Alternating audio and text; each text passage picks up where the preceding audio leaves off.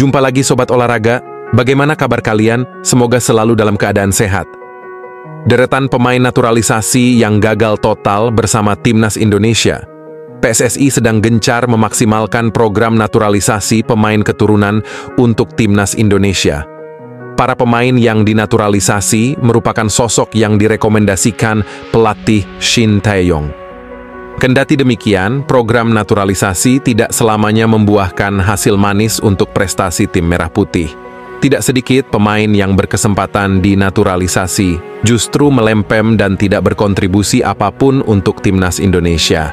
Mengenai pemain-pemain naturalisasi yang gagal total untuk Timnas Indonesia, siapa saja mereka? Sergio Van Dijk. Yang pertama ada Sergio Van Dijk. Pada 2013, PSSI mengumumkan Van Dijk akan dinaturalisasi untuk memperkuat Timnas Indonesia pada kualifikasi Piala Dunia 2014.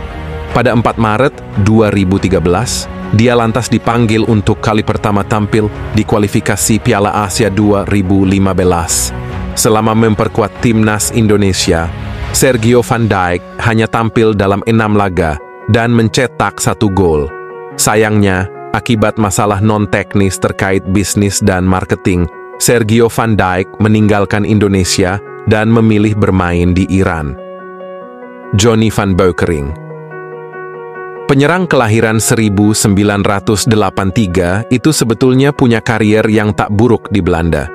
Secara keseluruhan, Van Beukering tampil dalam 173 pertandingan di Eredivisie dan Eerste Divisie Belanda.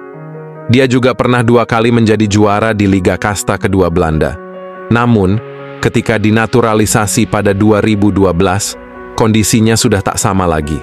Saat itu berat badan Van Beukering terbilang tidak ideal bagi pesepak bola profesional. Dia pun tak bisa berbuat banyak di Piala AFF 2012.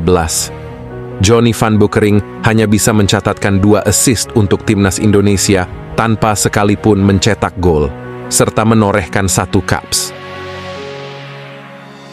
Toni Kusel. Sama seperti Jonny van Beukering, Kusel juga mendapatkan paspor Indonesia pada 2012. Dia ikut berlaga bersama Timnas Indonesia di Piala AFF 2012 yang digelar di Malaysia. Kusel yang masih punya hubungan kerabat dengan Stefano Lillipali, itu pun pensiun sebagai pesepak bola pada 2019. Dia juga hanya mengumpulkan 4 caps untuk Timnas Indonesia senior. Ruben Warbanaran.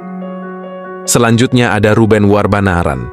Ruben mendapatkan paspor Indonesia pada 2011. Saat itu, dia diproyeksi untuk berlaga SEA Games 2011, di mana Indonesia berstatus tuan rumah.